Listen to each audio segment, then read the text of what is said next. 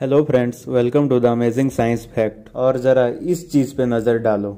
हर साल हमारे independence day या रिपब्लिक डे से कुछ दिन पहले से ही कुछ देशों की तरफ से हमारे सभी गवर्नमेंट और बिजनेस वेबसाइट्स पर साइबर अटैक्स का सिलसिला शुरू हो जाता है, ताकि इंडिपेंडेंस डे या फिर रिपब्लिक डे के दिन ही हमारी पूरी इकोनॉमी और सिक्योरिटी कोलैप्स हो जाए। अब वैसे तो हमारे देश के कई एथिकल और अनएथिकल हैकर्स जैसे कि हेल्थ शील्ड हैकर्स इन अटैक्स को काउंटर करने की कोशिश करते रहते हैं, मगर आखिर कब तक टेक्नोलॉजिकल एडवांसमेंट के साथ ये अटैक्स और भी ज़्यादा बढ़ जाएंगे, जिसके लिए हमारे देश के डिजिटल सरहदों की रक्षा करने के लिए हमारे देश के और भी युवाओं को आगे बढ़ना पड़ेगा, जो अपने अपने लेवल पर देश की रक्षा कर सकें, kind of like digital warriors. पर यहाँ पर यह सवाल उठता है, क्या सिर्फ मैदान में उतरना ही काफ़ी है?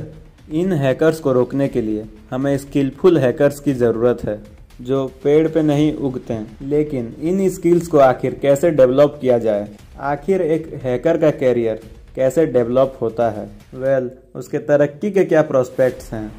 इन्हीं सारे सवालों को डिस्कस करेंगे हमारे आज के इस वीडियो में, जिसका टाइटल है how to become a hacker. अब इससे पहले हम आगे बढ़ें और हम ये जानने की कोशिश करें कि हैकर कैसे बनते हैं, हमें उससे पहले ये समझना पड़ेगा कि आखिर हैकर किस चिड़िया का नाम है। हैकर्स असल में वो बुद्धिजीवी होते हैं जिनका ज़्यादातर जीवन कंप्यूटर स्क्रीन के सामने ही गुजरता है, और उसके बिना ये कुछ वैसे ही होते हैं जैसे जल बिन मछली। एक हैकर का मेन काम होता है कि वो किसी भी इंसान या इंस्टीट्यूट के डेटा को बिना उसके परमिशन के एक्सेस करना और फिर उसे अच्छे या बुरे काम के लिए इस्तेमाल करना, डिपेंडिंग अपॉन वो किस साइड को रिप्रेजेंट करता है। अब जो एथिकली नियमों के दायरे के अंदर रहकर हैकिंग करते हैं, लॉ के दायरे में रहकर या कानून की हिफाजत के लिए, उसे वाइट हैट हैकर्स कहते हैं। और जो नियमों का उल्लंघन करते हुए बुरे कामों के लिए हैकिंग का इस्तेमाल करते हैं, उन्हें हम कहते हैं black hat hackers. Most of the time in दोनों कैटेगरी के बीच में एक तीसरी कैटेगरी भी होती है, जिसमें हैकर्स गलत तरीके से अच्छे काम करते हैं। उन्हें हम ग्रे हैट हैकर्स कहते हैं।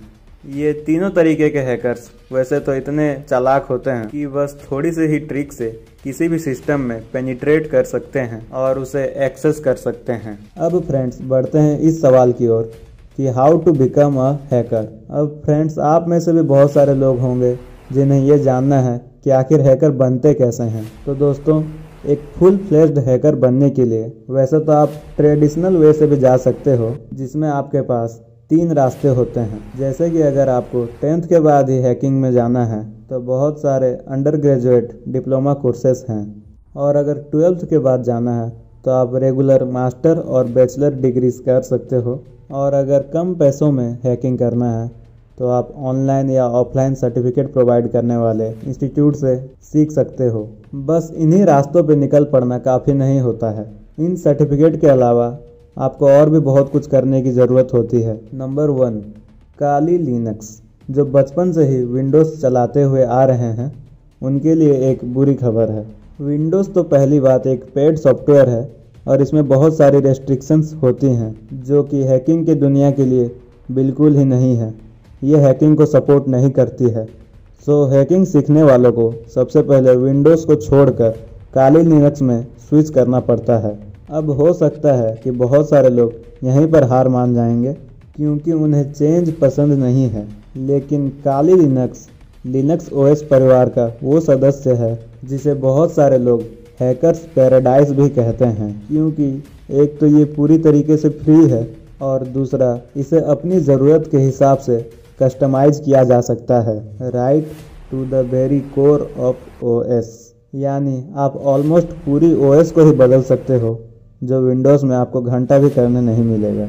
ऊपर से इसमें 600 से भी ज़्यादा ऐसे टूल बिल्कुल मुफ्त मिलते हैं, जो किसी भी कंप्यूटर सिस्टम को हैक करने के लिए ज़रूरी है। लेकिन इन सारे टूल्स को समझने के लिए आपको बेसिक प्रोग्रामिंग लैंग्वेज आनी चाहिए, जो है हमारा दूसरा पॉइंट, कंप्यूटर लैंग्वेजेस।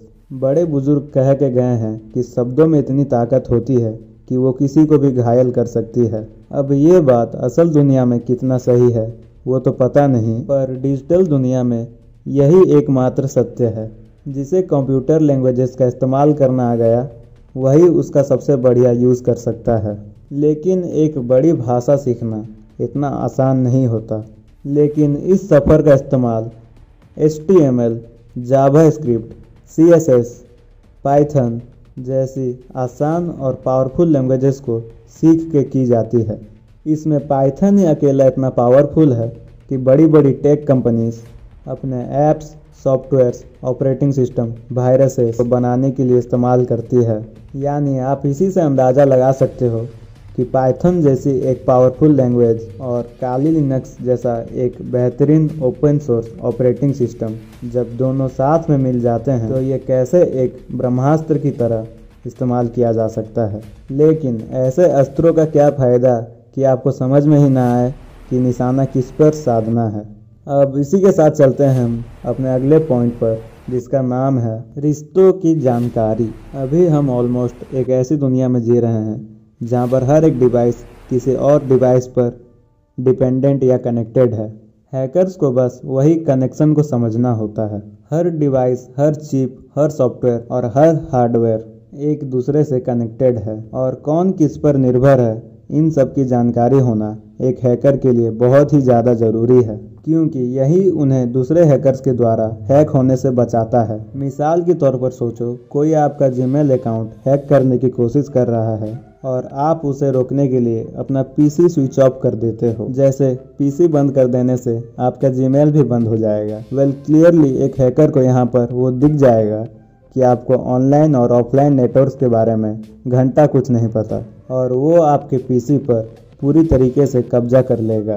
पर अगर आपके PC को अगर किसी ने हैक भी कर लिया तो आपको एक स्किल हमेशा बचा सकती है और वो पॉइंट है नंबर 4, जानकारी इकट्ठा करना। कोई देश हमारे देश पर साइबर अटैक करने वाला है, ये हम कैसे पता कर पाएंगे? ऑब्वियसली उस इंसान या इंस्टीट्यूशन के बारे में रिसर्च करके कि वो हमारे खिलाफ किन किन चीज़ों में इन्वॉल्व रह चुका है। क्या ये उसका फर्स्ट अटेम्प्ट है हम पर अटैक करने का, या वो बहुत पहले से ही ऐसा करते हुए आ रहा है?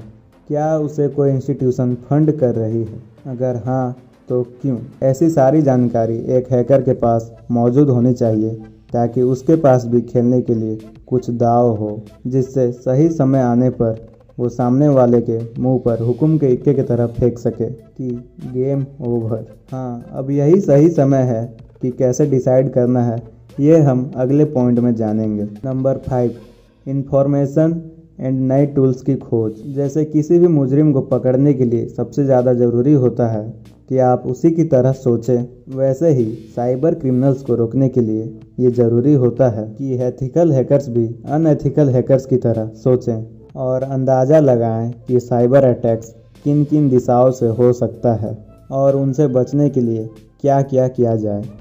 ये शायद आपको बहुत ही मुश्किल लग रहा होगा, लेकिन जैसे ही आप पहली 4 चीज़ों पर कंट्रोल पा लेते हो, 5th पॉइंट अपने आप ही डेवलप हो जाती है। और इस टेढ़ी सोच को सबसे अप टू डेट टेक्नोलॉजी का साथ मिल जाए तो हमारे देश में कोई परिंदा पर भी नहीं मार पाएगा। इसी चीज़ को ध्यान में रखते हुए हमारे देश के बड़ी बड़ी कंपनी और हमारी भारत सरकार भी नए नए हैकिंग टैलेंट्स को फाइंड करने में लगी हुई है, जिसमें उनकी स्टार्टिंग सैलरी ही लगभग 40,000 पर मंथ होती है, जो एक्सपीरियंस के साथ तकरीबन 5 लाख पर मंथ भी जा सकती है। इस जॉब के अंतर्गत हैकर्स को बेसिकली उस सरकारी या प्राइवेट इंस्टीट्यूशन के सिस्टम को हैक करके ये बताना होता है कि उनके सिस्टम में कहाँ कहाँ पर लूप होल्स हैं और उन्हें रिपेयर कैसे किया जा सकता है ना। ये एक इंटरेस्टिंग जॉब। और मज़े की बात तो ये है कि अगर आप अपने करियर में सही तरीके से आगे बढ़ते हो तो आप भी ये जॉब हासिल कर सकते हो।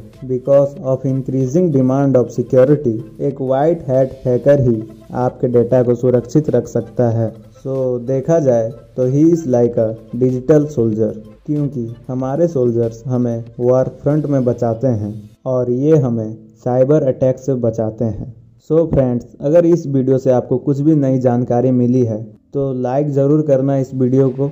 और आप में से कितने लोग हैकिंग को एक इंटरेस्टिंग जॉब मानते हो, कमेंट करके अपनी राय मुझे बताना। तो दोस्तों आज की वीडियो के लिए बस इतना ही, फिर मिलते हैं नेक्स्ट वीडियो में।